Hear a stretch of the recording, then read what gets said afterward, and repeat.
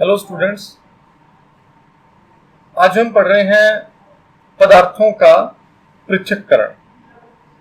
जैसे कि लेसन का नाम बता रहा है, यहां हम पदार्थों को अलग अलग करना सीखेंगे।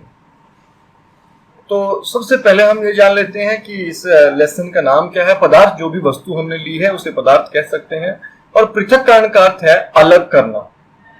हम पदार्थों को पृथक क्यों करते हैं? किसी पदार्थ का उपयोग करने से पहले हमें उसमें मिश्रित अनुपयोगी पदार्थों को पृथक करने की आवश्यकता होती है। तो पृथक्करण जो है हम उसका अर्थ ले रहे हैं अलग करना। तो हम वस्तुओं को अलग क्यों करना चाह रहे हैं? इसके तीन कारण हो सकते हैं। किसी पदार्थ का उपयोग करने से पहले हमें उसमें मिश्रित उपयोगी पदार्थों को पृथक करने की आवश्यकता होती है। तो अगर कोई मिश्रण में एक उपयोगी अनुपयोगी वस्तुएं हैं तो हमें अनुपयोगी वस्तुओं को उपयोगी वस्तुओं से अलग करना पड़ता है। जैसे कि चावल में अगर कंकड़ पड़े हैं तो कंकड़ हमारे उपयोग के नहीं है, तो उसे हमें निकालना होगा। कभी कभी हम दो उपयोगी पदार्थों को भी पृथक करते हैं।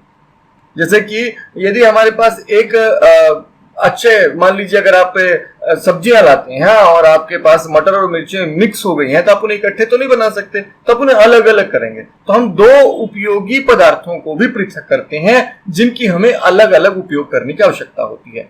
और तीसरा, हानिकारक अवयवों अथवा अशुद्धियों को दूर करना। तो कुछ अशुद्धियां या हानिकारक वस्तुएं भी हो सकती हैं।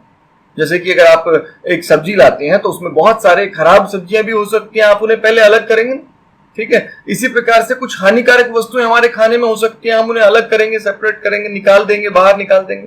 तो ये जो तीन कारण है, इनकी वजह से हम पृथक्करण करते हैं, वस्तुओं को, पदार्थों को अलग करते हैं।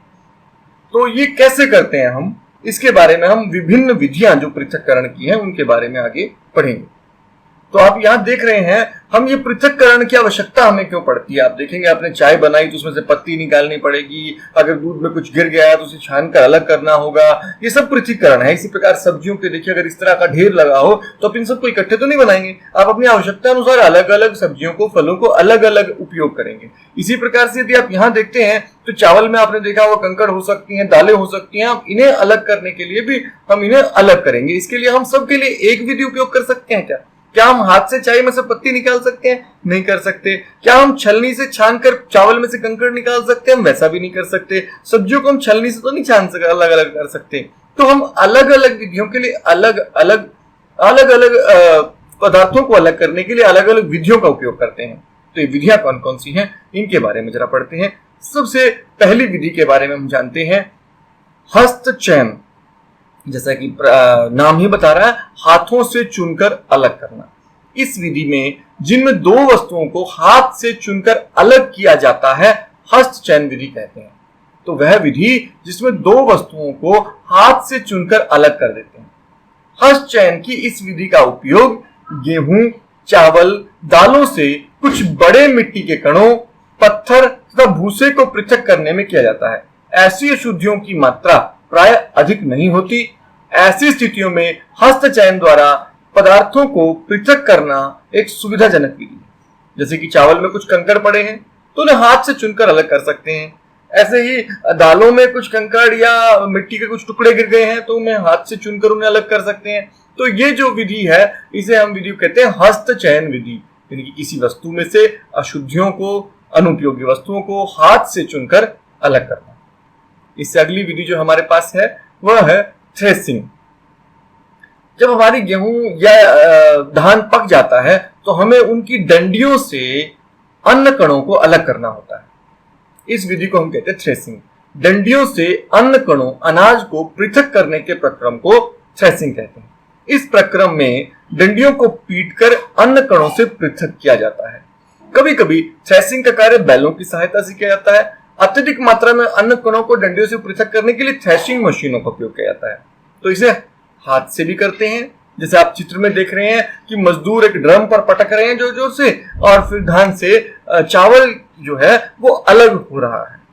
तो ये भी एक विधि है। दूसरा, अगर इसमें हम और तरीके देखें तो बैलों को भी ऐसे किया जाता है कि बहुत ज्यादा हो तो बैल को उसके ऊपर से घुमाते रहते हैं और बैलों के खुरों से कटकर ये टूट जाते हैं। और फिर डंडियों में से अन्य कण जो है वो अलग होने लगते हैं। ऐसा गेहूं में अक्सर किया जाता है। कुछ देशों में, हमारे यहाँ अभी ये विधि उपयोग में नहीं लाई जाती, हालांकि कुछ वर्षों पहले तक ये उपयोग में लाई जा रही थी। इसी प्रकार से थ्रेशिंग मशीनें, जैसे कि आप चित्र में देख रहे हैं, एक थ्रेशिंग मशीन है जिसमें डालकर दानों को डंडियों से अलग किया जा रहा है। ऐसा गेहूं में अक्सर थ्रेसर का उपयोग अपने खेतों में करते हुए किसानों को देखा होगा। अगली विधि है निष्पावन विधि। निष्पावन, इसमें पवन का उपयोग होता है, वायु का उपयोग होता है। निष्पावन विधि में पवनों अथवा वायु के झोंके द्वारा मिश्रण से भारी तथा हल्के अवयवों को पृथक करने में किया जाता है। साधारणतः किसान इस विधि का उपयोग हल्के भूसे को भारी अन्न कणों से पृथक करने के लिए करते हैं। आपने अपने घरों में भी अक्सर अपनी माताओं को गेहूं बरसा कर उसमें से जो भूसा होता है उसको अलग करते हुए आपने देखा होगा। या किसी भी चीज में जब हल्के भूसे के कण गिरे होते हैं तो उसे हम हवा के, कभी कभी तो पंखा चला के भी आप ऐसा कर लेते हैं, नहीं तो नॉर्मली हवा की जब तेज चल रही होती है, पवन बह रही होती है, तो उसकी सहायता से भी ऐसा करते हैं। तो ये आपने चित्र में देख रहे हैं, ऐसा आपने अक्सर होते हुए भी देखा होगा। ये विधि है निष्पावन विधि। तो निष्पावन विधि क्या है? पवन या वायु के झोंकों द्वारा मिश्रण के भारी तथा हल्के अवयवों को पृथक करने के लिए किया जाता है। जब हम इस तरह बरसाते हैं तो जो कण हल्के होते हैं वो तो उड़कर आगे चले जाते हैं, दूर चले जाते हैं, जबकि अन्य कण भारी होते हैं वो बिल्कुल नीचे ही गिर जाते हैं। अगली विधि है चालन विधि। चालन विधि का उपयोग मिश्रण के दो ऐसे अवयवों जिनके आमाप में अंतर हो, जिनके आकार में अंतर हो, एक बड़ा कण हो एक छोटा कण हो, को चालनी यानी कि छन्नी, चालनी की सहायता से पृथक करते हैं। इस विधि को हम कहते हैं चालन विधि। इसके लिए हम चालनी का उपयोग करते हैं। छोटे कण चालनी के छिद्रों द्वारा निकल जाते हैं, जबकि बड़ी अशुद्धियां छलनी में रह जाती हैं।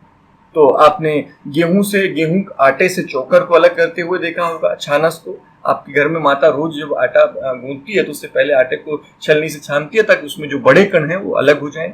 इसी प्रकार से जब आप रेत खरीद कर लाते हैं कंस्ट्रक्शन वर्क में, तो आप क्या देखते हैं कि वहां पर रेत को छानकर उसमें से मोटे जो कंकड़ हैं, बड़े बड़े कण जो हैं, जो प्लास्टरिंग में दीवारों पे प्लास्टरिंग करने में असुविधा पैदा करते हैं, उनको निकालकर अलग किया जाता है। चित्र में आप इसे देख सकते हैं, ऐसा किया जा रहा है। तो चालन विधि, जिसमें चालनी में कणों को अलग अलग किया जाता है और कणों का आकार अलग अलग होना चाहिए। छोटे कण छलनी में से नीचे गिर जाएंगे और बड़े कण जो है वो चालनी में ही रह जाएंगे। अगली विधि है अवसादन। अवसादन क्या है? मिश्रण में जल मिलाने पर भारी अवयवों के नीचे तली में बैठ जाने के प्रक्रम को अवसादन कहते हैं। आप जब पानी में रेत घोलते हैं तो आप देखते हैं थोड़ी देर बाद रेत नीचे बैठ जाता है। इस रेत को अगर हम शांत छोड़ दें तो वो नीचे बैठ जाएगा। इस नीचे बैठने के प्रक्रम को हम कहते हैं अवसादन। पानी में अगर आप मिट्टी घोल देते हैं या पानी में आप चूना डाल देते हैं या आप रेत डाल देते हैं या आप कोई और भारी वस्तु डाल देते हैं, आप लोहे का चूड़ा डाल देते हैं, तो आप क्या देखते हैं वो सब नीचे बैठ जाएगा। इस नीचे बैठने के प्रक्रम को हम कहते हैं अवसादन। मिश्रण का जल मिलाने पर भारी अवयवों का नीचे तली में बैठ जाने के प्रक्रम को अवसादन कहते हैं। अवसादित जो द्रव्य हो जाता है, जब कोई चीज अवसादित हो जाती है, कोई भी पदार्थ अवसादित हो गया है, तो हम उसे अलग कैसे करेंगे? इसके लिए हम बर्तन को थोड़ा सा टेढ़ा करके, और हम क्या देखते हैं कि एक बर्तन के पानी को पूरे को दूसरे बर्तन में धीरे धीरे टेढ़ा करके डाल देते हैं। इस प्रक्रिया को हम कहते हैं निस्तारण। अवसादित मिश्रण को बिना हिलाए जल को मिट्टी सहित उड़ेलने की क्रिया को निस्तारण कहते हैं। यह सिद्धांत ऐसे द्रवों को पृथक करने में उपयोग लाया जा सकता है जो आपस में मिश्रित नहीं होते, जैसे कि तेल और जल। अगर पानी और तेल को हम इकट्ठा डालते तो आप देखते हैं तेल ऊपर रह जाता है, पानी नीचे चला जाता है। तो हम अगर बर्तन को टेढ़ा करके निकालेंगे तो तेल पहले निकलेगा, तो हम पूरे तेल को पृथक कर सकते हैं, पानी अलग में रह जाएगा। यदि द्रव के ऐसा मिश्रण कुछ समय के लिए रखा रहने दिया जाए तो वे दो पृथक परतों में बढ़ जाते हैं। इसके बाद जो अवयव ऊपरी परत बनाता है उसे निस्तारण द्वारा पृथक कर सकते हैं। ऐसी पानी में यदि रेत है तो रेत को थोड़ी देर अगर शांत छोड़ देंगे तो अवसादित होकर नीचे बैठ जाएगा, और शुद्ध जल जो है, जो हमारा साफ पानी है, इसको हम दूसरे बर्तन में निकाल सकते हैं। तो ये विधि है निस्तारण। अवसादित द्रव्य, देखिए अवसादन के बाद निस्तारण होता है। पहले जब अवसादित होने देते हैं थोड़ी देर, उसको द्रव नीचे बैठ जाएगा, जो घुला हुआ अवसादित द्रव है एक नीचे बैठ जाएगा और दूसरा ऊपर हिस्सा रह जाएगा, तो हम उसे निस्तारण कर सकते हैं। निस्तारण का मतलब है टेढ़ा करके बर्तन को धीरे धीरे उसमें से अवसारित जो नीचे बैठा है उसको बिना हिलाए ऊपर वाले हिस्से को अलग करना। निस्तारण के बाद एक अलग विधि है निस्यंदन। अब जो द्रव में से कुछ ऐसी चीजें होती हैं जो अवसादन द्वारा नीचे नहीं बैठती और उन्हें वो अशुद्धियां जो हैं उन्हें हम इस तरह अलग नहीं कर सकते, पानी में तैरती रहती हैं। ऐसी अशुद्धियों को अलग करने के लिए हम क्या करते हैं, जब किसी द्रव में ठोस अविलेय अशुद्धियां उपस्थित हों, ये अविलेय हैं लेकिन तैर रही हैं जल में, जो उसे फिल्टर पेपर की सहायता से पृथक करने की प्रक्रिया को निस्यंदन कहते हैं। ऐसा आपने प्रयोगशाला में जरूर होते हुए देखा होगा। एक कीप में हम फिल्टर पेपर लगाकर इसमें जो है वो हम वो पदार्थ, वो द्रव, वो विलेन डाल देते हैं जिसको हमें निस्यंदन करना है। तो हम क्या देखें कि साफ जल जो है, जो ठोस अशुद्धियां हैं वो तो फिल्टर पेपर में रह जाती हैं और जो शुद्ध जल है वो नीचे बीकर में आ जाएगा। इसी प्रकार से चाय में से छलनी आप छानते हैं, यह भी एक निस्यंदन प्रक्रिया ही है। इसमें एक द्रव होता है, दूसरा ठोस। अब हम बात करते हैं वाष्पन विधि की। वाष्पन क्या है? जल को उसके वाष्प में परिवर्तित करने की प्रक्रिया को वाष्पन कहते हैं। इसी वाष्पन प्रक्रिया द्वारा नमक बनाया जाता है। नमक कैसे बनता है, नमक कहां से आता है, ये आपको जानकारी दे देते हैं। नमक जो है वो समुद्र के जल से प्राप्त किया जाता है। कैसे करते हैं? समुद्र के जल में अत्यधिक मात्रा में लवण मिश्रित होते हैं। इन्हीं लवणों में से एक साधारण नमक भी है। जब समुद्र में जल को बड़े बड़े उथले गड्ढों में भरकर छोड़ दिया जाता है, जो सूर्य के प्रकाश से जल गर्म होकर वाष्पन द्वारा धीरे धीरे वाष्प में बदलने लगता है। कुछ समय बाद सारा जल वाष्पित हो जाता है और ठोस लवण नीचे बच जाते हैं। तत्पश्चात इन लवणों के मिश्रण का और शोधन करके साधारण नमक प्राप्त किया जाता है। आप चित्र में देख सकते हैं बड़े बड़े गड्ढे बनाए गए हैं। इन गड्ढों में जल भर देते हैं समुद्र का और जल वाष्पित होकर उड़ जाता है। वाष्पन विधि से वाष्पित हो जाता है, उड़ जाता है और फिर नीचे नमक रह जाता है। नमक को देखिए यहां से खींचकर किनारों पर इकट्ठा किया गया है। तो ये कौन सी विधि से बनाते हैं नमक? वाष्पन विधि से। इसके बाद वाष्पित जल को अगर हम ठंडा करें, किसी सतह के साथ, ठंडी सतह के साथ संपर्क में लाएं तो वापस वो संघनित होकर फिर से जल बन जाएगा। इस विधि को हम कहते हैं संघनन। जल वाष्प से उपस्थित द्रव अवस्था में परिवर्तित करने की प्रक्रिया को संघनन कहते हैं। जल वाष्प से उसकी द्रव अवस्था में परिवर्तित करने की प्रक्रिया को संघनन कहते हैं। आप देखिए जल यहाँ गर्म करने पर वाष्प बन रहा है और यदि उसे बर्फ रख के एक ठंडी प्लेट के संपर्क में लाया गया तो वह संघनित हो जाएगा और संघनित होकर, संघनन विधि कहते हैं इसको, संघनित होकर द्रव में बदल जाएगा और किसी दूसरे बर्तन में इकट्ठा हम कर सकते हैं। अब हम जल में कितना नमक घोल सकते हैं? आपने इस पर कभी विचार किया कि हम पानी में अगर नमक घोले तो कितना घुलेगा? क्या वो सारा का सारा घुल जाएगा? जितना हम घोलते रहे उतना घुल जाएगा? वास्तव में ऐसा नहीं होगा। आप करके भी देख सकते हैं। हमने जल में ऐसा प्रयोग किया, जल में हमने नमक घोला तो कुछ तो घुल गया। उसके बाद जब हम बाकी और नमक डाल रहे हैं तो आप देखिए वो नीचे बैठ जाएगा। अब वो घुलेगा नहीं, उसे कितना मर्जी हिलाते रहिए वो घुलेगा नहीं। क्यों नहीं घुल रहा? और कितना नमक घोल सकते हैं? अगर हम सामान्यतः बात करें तो देखिए जल को 30 ग्राम नमक जो है हमने 100 मिलीलीटर जल में 30 ग्राम नमक हमने घोला तो वो घुल गया। अभी इसमें और नमक घोला जा सकता है क्योंकि इसमें और भी घुल जाएगा। तो अब एक सामान्य बात हम समझते हैं, वो द्रव, ये द्रव कैसा है? ये द्रव ऐसा है जिसमें नमक तो घुला है लेकिन अभी और नमक हम इसमें घोल सकते हैं। तो यह है असंतृप्त, जिसमें और घोल सकते हैं।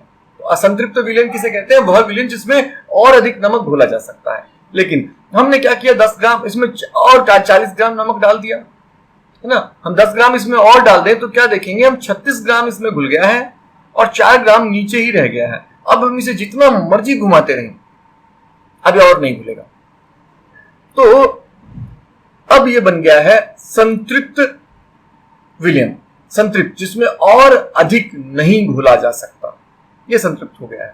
ठीक है, वो विलयन जिसमें और अधिक विलय को हम नहीं घोल सकते। विलय वो वस्तु होती है जिसको घोलते हैं, यहाँ नमक विलय है और जल विलायक।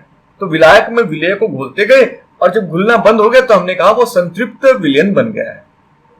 ठीक है, तो इसी के साथ साथ हम एक चीज और देख लेते हैं कि यहाँ हमारे पास दो तरह के विलयन है, एक असंतृप्त विलयन और एक संतृप्त विलयन। लेकिन हमें एक बात जानकारी होगी, ये ध्यान रखना पड़ेगा, तापमान इसमें बहुत रोल करता है। अगर हम तापमान बढ़ा दें तो इसमें और विलयन और विलेय यानी कि और नमक घोला जा सकेगा। तो अब हम आगे इसमें बारे में जब हम दो प्रश्न हमारे पास हैं ये देख लेते हैं। संतृप्त विलयन किसे कहते हैं? किसी निश्चित तापमान पर ऐसा विलयन जिसमें विलेय पदार्थ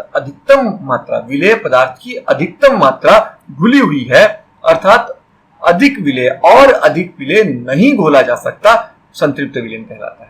असंतृप्त विलयन किसे कहते हैं? वह विलयन जिसमें और अधिक विलेय घोला जा सकता है असंतृप्त विलयन कहा जाता है।